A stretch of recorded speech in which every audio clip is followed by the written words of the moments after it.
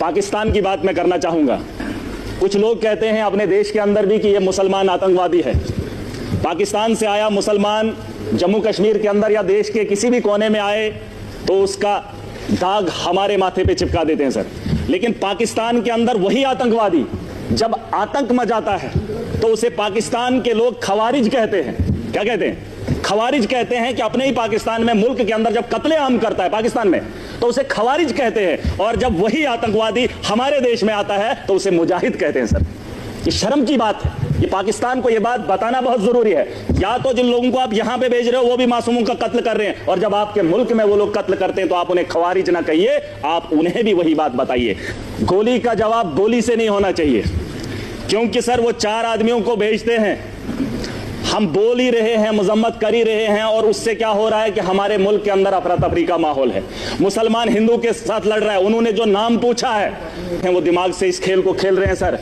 मुसलमान पूछकर हिंदू को मार रहा है। वो चाहता है कि हिंदुस्तान के अंदर हिंदू और मुस्लिम का फसाद हो, ताकि ये जंग खुद आपस में लड़े, वो अपना हाथ ना इस मुल्क के अंदर डाले। उसे यहाँ का अमन और शांति और भाईचारा अच्छा नहीं लगता है। सर मैं एक चीज बताना चाहूंगा, मेरे पिछले दिनों बच्ची 8 महीने की गिर गई, कुर्सी पे बैठी थी तो बगल में वो टाइलें लगी थी, सर फट गया। मैंने डॉक्टर के पास लिया, उसका जख्म जो है भर गया, लेकिन जो सर उसके माथे पे दाग है वो तभी लगा है क्योंकि वो कुर्सी से गिरकर उसके 7 बजी है।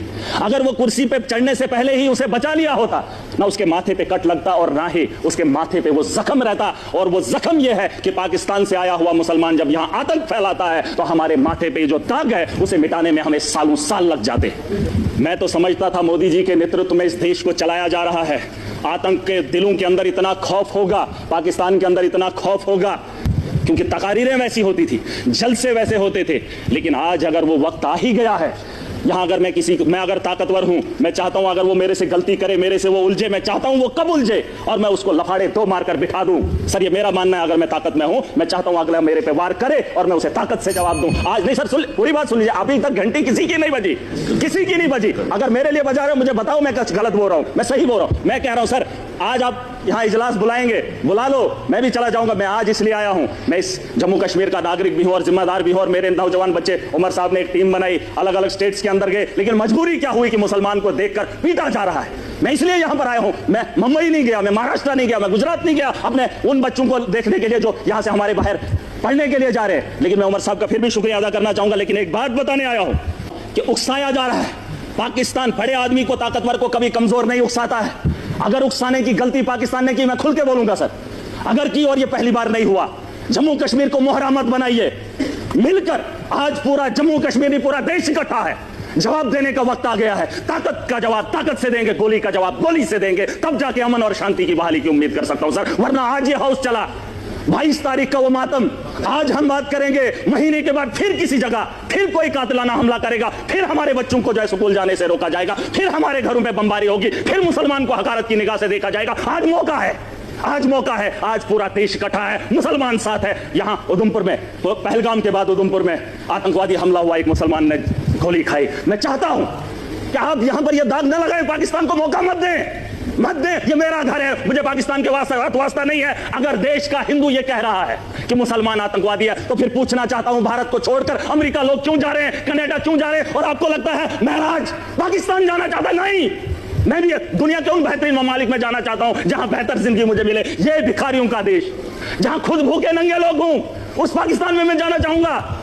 ये दाग खत्म कर दीजिए, ये सोच खत्म कर दीजिए। मैं एक लोकतंत्र मुल्क में रह रहा हूं, जमहूरियत का मुल्क है, यहां आजादी है, मेरे जैसे इंसान को बोलने का अधिकार है। अरे पाकिस्तान में हालात देखकर इंसान को घिन आती है, लेकिन ये दाग मैं नहीं ले सकता। मैं अपने दोस्त को देश के कोने में पिटते हुए नहीं देख सकता, हिंदू और मुसलमान के साथ लड़ते हुए नहीं देख सकता। पाकिस्तान 4 आदमियों को भेजकर देश का माहौल गंदा कर रहा है और हम उसका हिस्सा बन रहे हैं। सबसे बड़ी बेवकूफी इसी की बात की है। और मैं चाहता हूं सर, सियासत नहीं है, बस दुख है। अगर ये मामला होता ही नहीं तो हम अपनी अपनी कॉन्स्टिट्यूंसियों में काम कर रहे होते। तारगामी साहब ने बहुत अच्छी बात रखी सर, इस हाउस के अंदर जिन लोगों ने हाउस बुलाया है वो किसको फरियाद लगाए, किसको? सर अगर हमारी सलाह लेनी है तो हमें बुला लीजिए, हम आपको बताएंगे, लेकिन आपको विश्वास करना पड़ेगा। अगर आप विश्वास नहीं करेंगे तो इस हाउस को चलाने से, चीखने से क्या बात बनेगी? वैसे तो डिबेट में पाकिस्तान के लोगों को भी बुलाकर बात कर ही लेते हैं, लेकिन जो पानी का मामला है सर, पानी का मामला रोकना ठीक है सर, लेकिन हम उसको उतना नहीं रोक पाएंगे। 4 दिन 1 महीना रोक सकते हैं, लेकिन अगर रुकेगा पानी तो हमारे लोगों को नुकसान होगा, और जब उसे छोड़ेंगे तो सैकड़ों किलोमीटर हमारे देश के लोग उससे नुकसान होंगे पहले, फिर उसके बाद पाकिस्तान को नुकसान होगा। उसके लिए कोई तैयारी करनी पड़ेगी। यह 20 साल का लिए मामला है सर। गोली का जवाब गोली से नहीं, गोली से देना पड़ेगा। अगर पाकिस्तान को रोकना, हम उनसे ज्यादा ताकत रखते हैं। आप, मैं नहीं कह रहा हूं जंग करें, मैं नहीं चाहता हूं कि पाकिस्तान और हिंदुस्तान जंग करे। मैं चाहता हूं कि हमला करें, हम उन पे अटैक करें, जंग नहीं, अटैक करें। अगर हम अटैक नहीं करेंगे, वो रोज 6 महीने, 1 महीने, 5 महीने, 10 महीने के बाद, सर परेशानी ये है कि मैं ऐसे मुल्क में रह रहा हूं जहां मैं परेशान हो रहा हूं। कोई भी परेशानी नहीं चाहता हो, मैं माजरत खा हूं। सर एक बात, मेरे यहां अगर कोई मर जाए गांव के अंदर, तो मुझे वहां जाना है तो ताजियत में मैंने अपने घर नहीं जाना है, मैंने उस घर में जाना है जहां पे मातम हुआ हो। पूछना चाहता हूं सर, अगर बैरून ममालिक का ये दौरा रद्द होता है तो फिर बिहार जाना जरूरी नहीं था, पहलगाम आना जरूरी था, उन लोगों से दर्द बांटना जरूरी था। सर ये मेरा एक दर्द है, दुख है जो मैं बयान कर रहा हूं। Thank you.